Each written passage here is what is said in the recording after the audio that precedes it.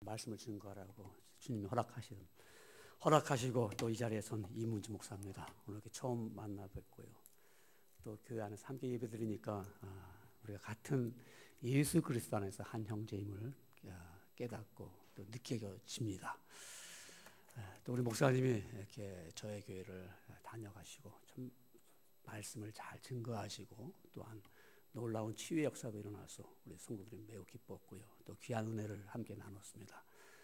이것이 하나님의 사랑이고 하나님의 역사심을 몸소 또 체험한 귀한 시간들이었습니다.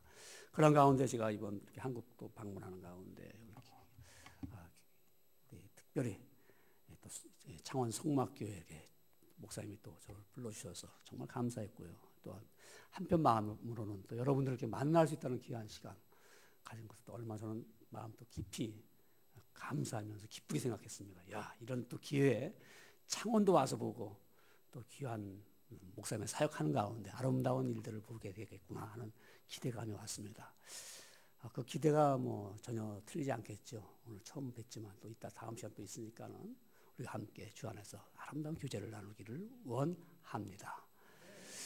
우리 오늘 말씀을 우리 사무엘상 10장을 말씀을 목사님과 여러분이 함께 합독했는데 또 한 군데를 함께 좀 읽었으면 좋겠습니다. 우리 말씀 사무엘상 16장을 보겠습니다. 16장 6절부터 13절의 말씀을 우리 함께 합독을 하겠습니다. 이번에는 같이 합독을 쭉 우리 한번 13절까지 말씀을 읽어 올리겠습니다. 우리 같이 시작. 사무엘상 16장 못 찾습니까? 다 같이 읽자고요. 같이 시작하면은 같이 사무엘상 16장 6절 시작. 사무엘상 16장 6절 말씀. 그들이 오매 사무엘이 엘리압을 보고 마음에 이르기를 여호와의 기름 부으실 자가 과연 주님 앞에 있도다 하였더니 여호와께서 사무엘에게 이르시되 그의 용모와 키를 보지 말라. 내가 이미 그를 버렸노라. 내가 보는 것은 사람과 같지 아니하니 사람은 외모를 보거니와 나 여호와는 중심을 보느니라 하시더라. 이새가 아비나답을 불러 사무엘 앞을 지나가게 하매 사무엘이 이르되 이도 여호와께서 택하지 아니하셨느니라 하니 이새가 산마로 지나가 하매 사무엘이 이르되 이도 여호와께서 택하지 아니하셨느니라 하니라. 이새가 그의 아들 7을 다 사무엘 앞으로 지나가게 하나 사무엘이 이새에게 이르되 여호와께서 이들을 택하지 아니하셨느냐 하니라 하고 또 사무엘이 이새에게 이르되 네 아들들이 다 여기 있느냐. 이새가 이르되 아직 막내가 남았는데 그는 양을 지키니이다. 사무엘이 이새에게 이르되 사람을 보내어 그를 데려오라. 그가 여기 오기까지는 우리가 식사 자리에 앉지 아니하겠노라. 이에 사람을 보내어 그를 데려오매 그의 빛이 붉고 눈이 빼어나고 얼굴이 아름답더라. 여호와께서 이르시되 이가 그니 일어나 기름을 부으라 하시는지라. 사무엘이 기름 불병을 가져다가 그의 형제 중에서 그에게 부었더니 이날 이후로 다윗이 여호와의 영에게 크게 감동되니라. 사무엘이 떠나서 라마로 가니라. 아멘. 아멘. 오늘 우리에게 말씀을 주신 귀한 은혜를 얻을 수 있는 말씀은 하나님께 쓰임받는 사람이라. 여러분 오늘 아까 목사님이 읽어드렸던 사무엘상 10장의 말씀 보면 하나님이 사무엘을 버린 사실을 증명하고 있습니다. 사울을 버린 것을 보게 됩니다. 하나님께서 사무엘을 통해서 사울을 버렸다. 그리고 너는 다시 이제는 내가 쓰고자 하는 사람을 세우라 하는 말씀은 이제 사무엘상 16장에 가서 말씀이 증거됩니다. 여러분 사람들은 어떠한 일정한 지위나 또한 자리에 임명을 받게 되지요. 우리가 쓰임받는 사람, 지난번에도 신문에 보니까는 삼성그룹에서 공개 채용을 하고 많은 사람들을 이제 쓰기 위해서 시험을 SSAT라는 시험을 보았죠. 그때 마치 신문이 이렇게 기사를 썼습니다. 마치 대학 시험 보는 수능 시험 보는 것처럼 10만 명의 응시자가 그 삼성을 들어가기 위해서 쓰임 받기 위해서 시험을 치렀다고 말합니다. 우리가 사람에게 쓰임 받는다는 것 참 귀하고 아름답죠. 여러분 어떻습니까? 여러분 가운데 학교에서 쓰임 받기도 하고 또 어떤 간호사든가 또 닥터들은 병원에서 쓰임을 받기도 합니다. 학생들은 또 학교에서 쓰임 받기 위해서 부름에 응하기도 합니다. 여러분 우리가 세상에 쓰임 받기 위해서 부름을 받아서 나가기는 하는데 때로는 내가 잘못 부름 받아가지고 쓰임 받지 못하고 인생을 망가지는 사람이 있습니다. 여러분 우리 쓰임 받기 위해서 열심히 노력하고 영어로 말하면 뭐 스펙을 쌓는다고 그러죠. 여러분 열심히 노력하고 자격증을 얻기도 하고 많은 공부를 합니다. 그러나 그것 가지고 내가 쓰임을 받더라도 올바르게 쓰임 받지 못하는 일들이 많이 있습니다. 여러분 우리는 이와 같이 쓰임 받는데 내가 누구에게 쓰임 받느냐가 굉장히 중요합니다. 쓰는 분이 나를 불렀다가 얼마 쓰지 못하고 나를 버릴 수 있습니다. 뭐 이런 일들은 우리가 너무나도 많은 보고 또 많이 체험하고 그것을 알게 됩니다. 때로는 한때 부름받아서 쓰임 받았다가 어느 날 갑자기 파이어 딱 시켜버립니다. 나가라. 퇴출당하죠. 얼마나 억울하고 마음 아파합니까? 우리가 그러기 때문에 쓰임받는 나를 불러주고 나를 사용하기 위해서 쓰임받는 그분에게 쓰임을 당할 때 그분이 정말 훌륭한 분이라면 아마 그분이 정말 나를 한번 불렀다면 결코 버리지 않는 분이라면 정말 잘 부름에 응했고 쓰임받는 사람이 될 것입니다. 그렇기 때문에 여러분 우리는 어느 분에게 쓰임을 받느냐가 중요한 것입니다. 여러분 누구에게 쓰임받기를 원하고 있습니까? 세상에서 쓰임받기를 원해서 세상에 쓰임을 받아 나왔지만 언젠가는 또 세상에서 버림을 받을 때가 많이 있지요. 그런데 우리 오늘 성경을 보니까는 우리는 하나님이 사울을 불렀다 사울을 버렸던 말씀이 있고요. 이제는 하나님께서 사무엘을 통해서 정말 내가 꼭 써야 될 자를 택했다. 너는 기름에 뿔을 채워가지고 가라. 네가 베들레헴 사람 이새에 보내리니 이는 내가 그 아들 중에 한 왕을 예선하였느니라. 한 왕을 뽑았다는 거예요. 그러니까 너는 가서 그 왕 될 자녀에게 기름을 부어서 왕으로 세우라는 겁니다. 내가 그 사람을 쓰겠다는 겁니다. 그러니까 사무엘이 말합니다.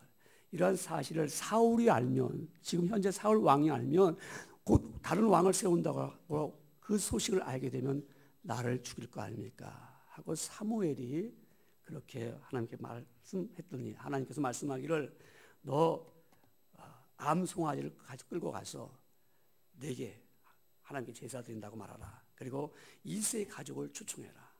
그 중에 하나를 세우겠다고 하나님이 말씀하셨습니다.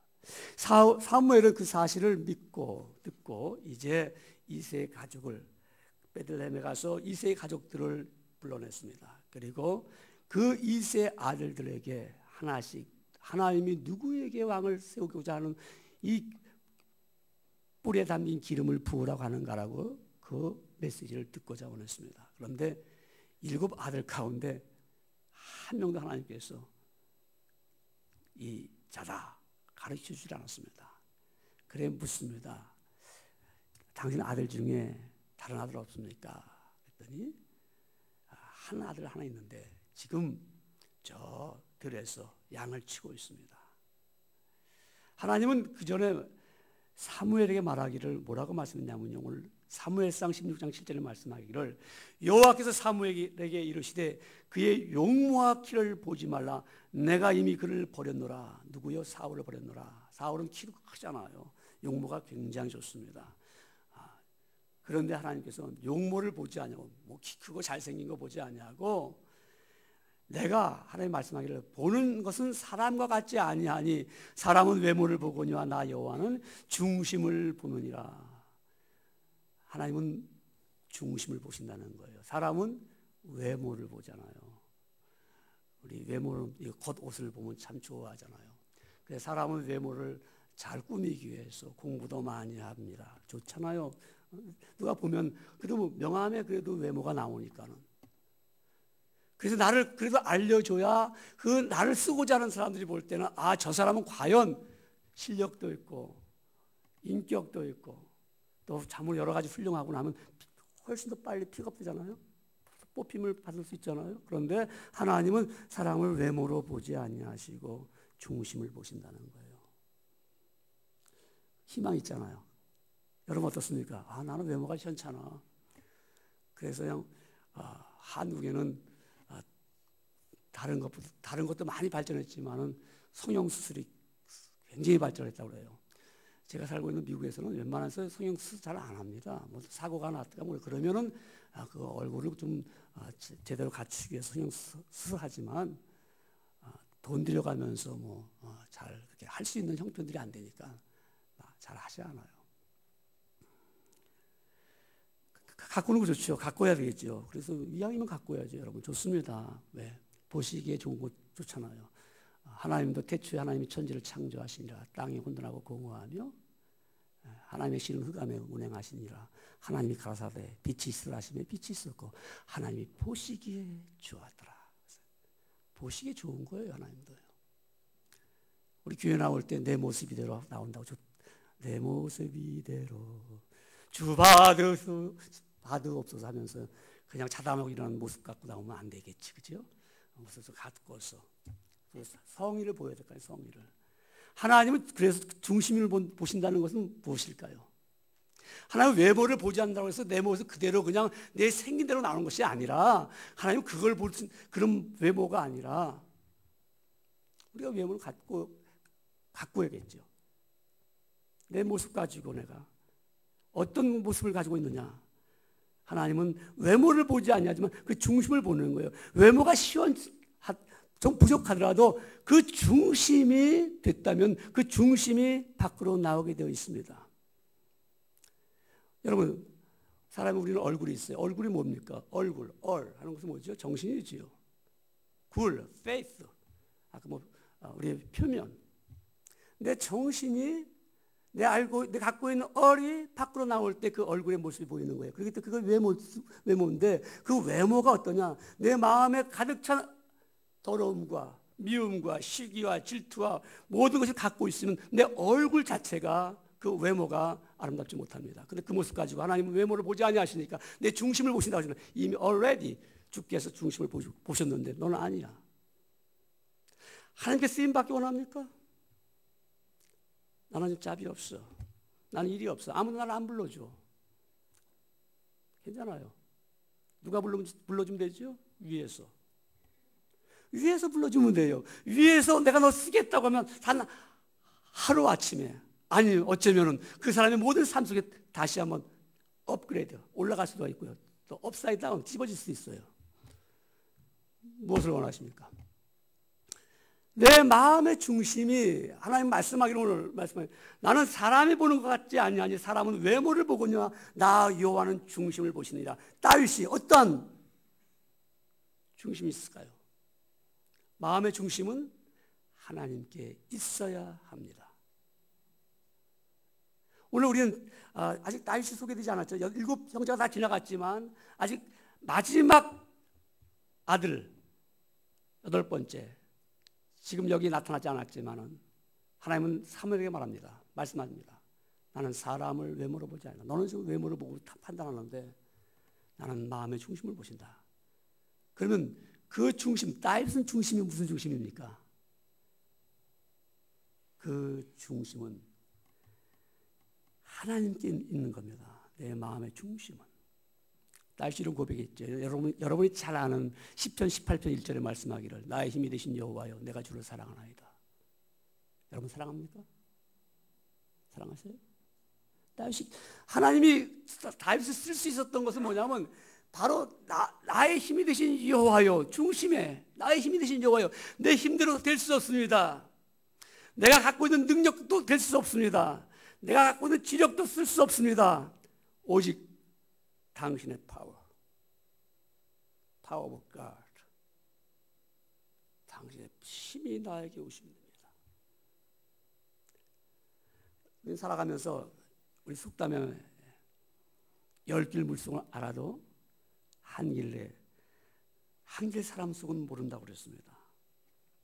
사람은 마음을 감추고 삽니다. 10년 지기 친구라고 그래서 그 마음 다 알아요? 몰라요. 30년 친구 몰라요. 가장 마음을, 그래도 모든 사람들보다 가장 마음을 잘 알 수 있는 사람이 누굴까요? 부부. 그래도 부부는 가장 많이 알아요. 그래도 부부도 몰라요. 같이 살고 있는데도 다 알고 있어요. 여기 성가대원들요. 내 아내의 마음을 내가 100% 알고 있어. 그 책이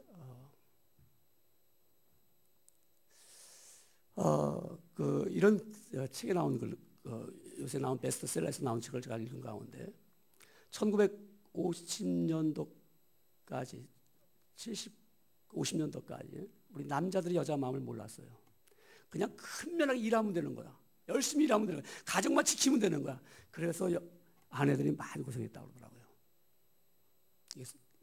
전체적으로 뭐 한국만 그런 것이잖아. 이 온 세계가들이 다 여자들은 몰라, 마음을 몰라. 부인 아내들의 마음을 몰라. 남자는 열심히 살아야 돼. 그런데 그래서 연구했어요. 여자애들 마음을 쫙, 아내의 마음을 연구해서 그래서 발전했어. 아내의 마음이 이렇다고 쫙 가르쳐줬어요.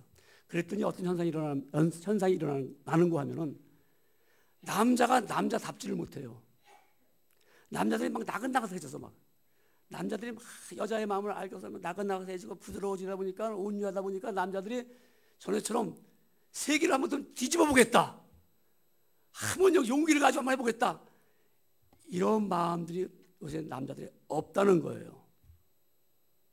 그렇잖아요. 옛날 같으면 남자들이 말입니다. 그 전쟁도 한번 일으켜갖고 막 싸우고 막 그랬는데 이제는 아유 뭐 합니까? 그냥 다 좋은 게 좋은 거예요.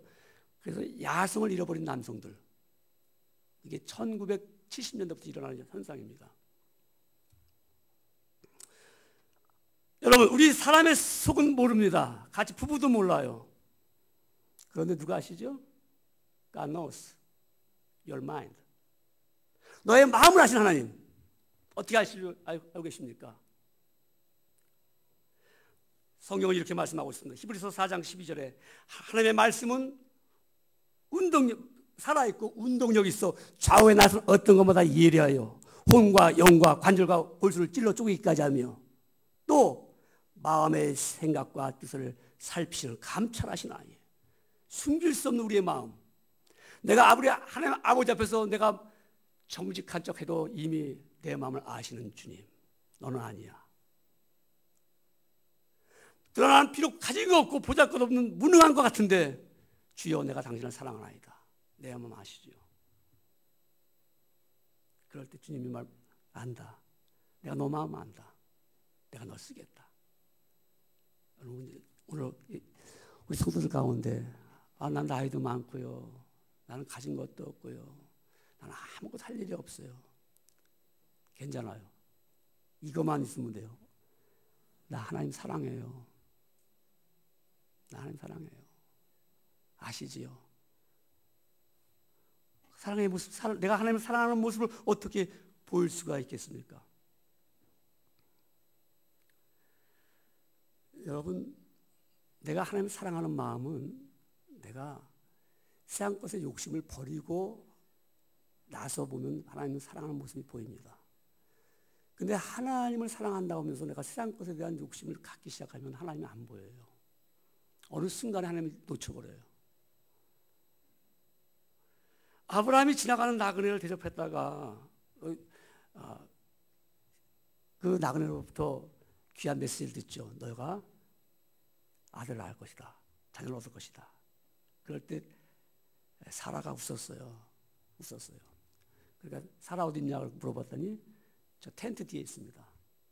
근데 비웃는 것을 하나님이 말씀하셨는데 비웃는 것을 하나님이 벌써 아셨잖아요. 나중에 묻습니다.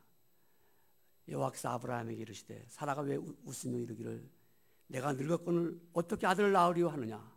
그랬더니 여호와께서 능치 못할 일이 있겠느냐. 여호와께서 능치 못할 일이 있겠느냐. 너 웃었지? 그래서 사라가 나 안 웃었습니다. 그래서 시집 딱 됐어요. 나 봤다. 하나님 말씀하셨어요. 아들도 못 낳는 그 사라에게 하나님은 능히 하신다고 했습니다. 하나님이 여러분에게 하실 수 있는 말씀이 분명히 전하시면서 내가 너를 쓰겠다는데 나는 하나님 못합니다. 능력이 없어요. 할 수 없어요. 그래서 웃으신다면 하나님이 너 왜 웃느냐? 내가 한다는데. 여러분, 하나님 하실 수 있어요. 여러분이 하나님을 사랑하시면 하나님께서 말씀하십니다. 내가 쓰고자 하는 도구로 사용하겠다. 우리 성막교회 성도님들은 하나님께 쓰임받는 생애가 되기를 주의 이름으로 축원합니다. 하나님께 향한 마음을 꼭 가질 때 쓰임을 받기 때문에 그렇습니다. 오늘 이 시간에도 여러분 가운데 나는 이대로 그냥 살아갈 거야. 그렇다면은 여러분 원대로 사십시오. 그러나 나는 하나님께 쓰임 받기를 원한다고 한다면 내 마음이 하나님께로 향하기를 주의 이름으로 축원합니다.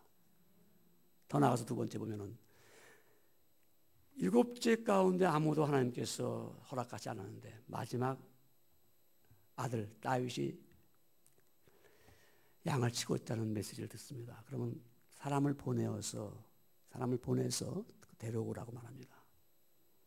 내가 그 다윗 오기까지 밥을 먹지 않겠다. 사무엘이 그렇게 말합니다.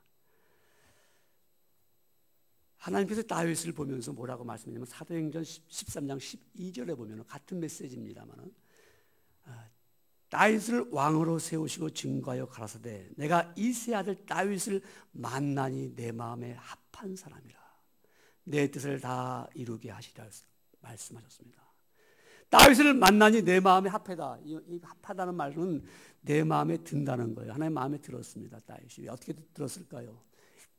다윗은 형들은 이제 사무엘의 부름을 받아서 누가 왕이 될 것인가라는 기름 부음의 초청을 받았는데 말째인 막내는 이제 들에서 양을 치고 있습니다. 목욕을 하고 있습니다. 그때 사람을 보냅니다.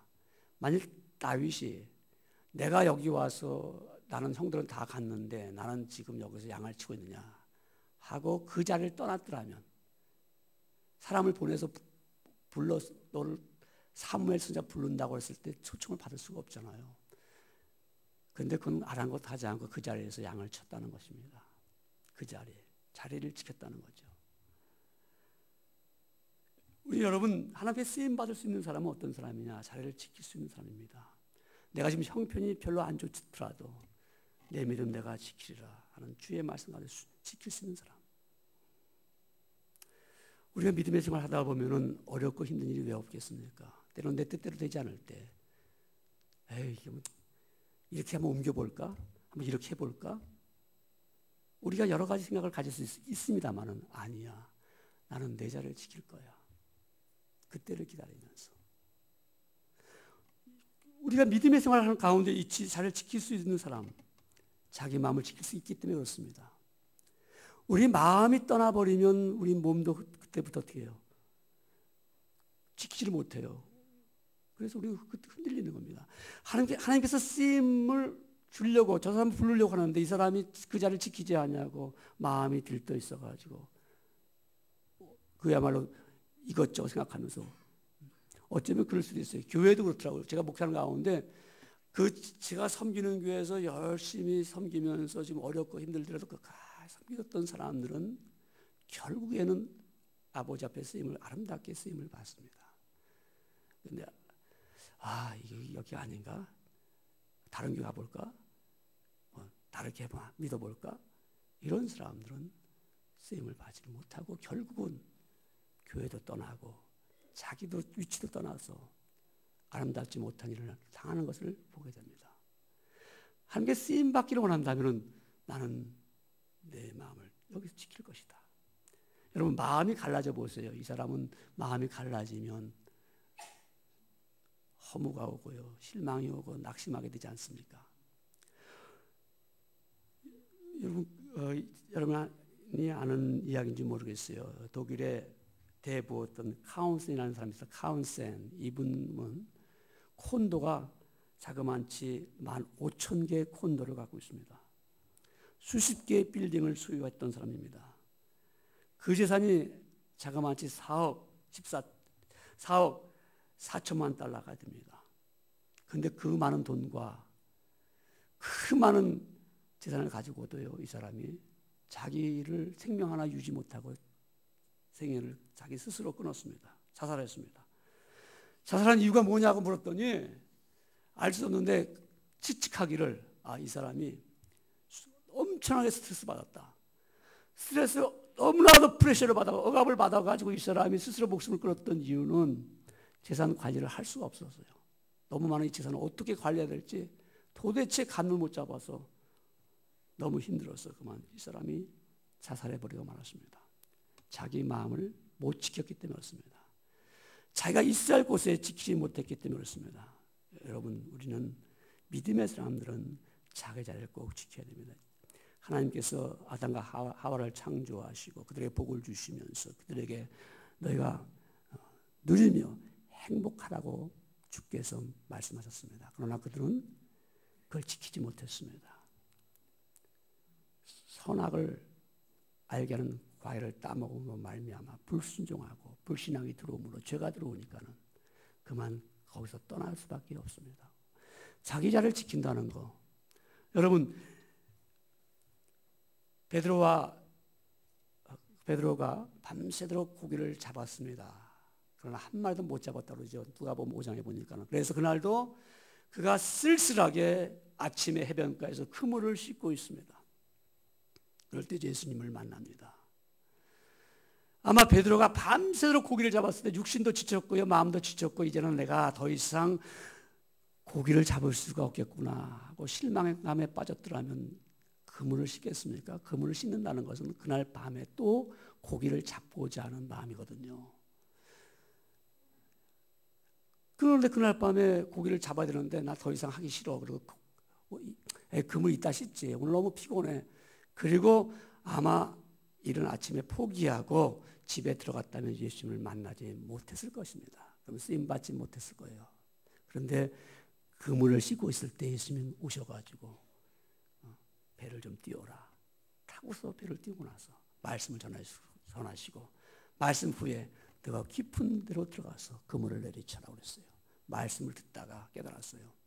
뭐라고 말씀합니까? 우리가 밤이 맞도록 그물을 내렸지만은 잡은 것이 하나도 없습니다. 그러나 말씀에 의지하여 그물을 내리겠나이다. 그 말씀처럼 오늘 우리가 말씀을 들었을 때 이 말씀이 곧 내게 쓰임받기를 원한다 할 때 나는 자리를 지킬 것이다. 내 마음을 지킬 것이다. 내가 신앙생활하는 데가 변치 않을 것이다. 내가 흔들림이 없이 주의 말씀을 들을 것이다. 우리 성막교회 성도님들은 이 자리를 꼭 지켜서 매주 지키면서 말씀을 들을 때 주께서 그 마음을 보시고 너가 그 자리를 잘 지키고 있구나. 그리고 쓰임을 받게 될 것입니다. 쓰임 받는 건 얼마나 좋습니까? 우리 교회 가운데 나이가 한 40대 가지고 유학을 오셨어요. 유학을 오니까는 공부가 잘 안 되잖아요. 영어는 잘하는데 한 45살쯤 되다가 포기했어. LA SBS 서울 방송국이죠. SBS 부사장으로 오라 그랬거든요. 에이 공부 안 해. 그러고 그냥 갔어요. 이분이 워낙 또 SBS 기자였으니까요. 갔어요.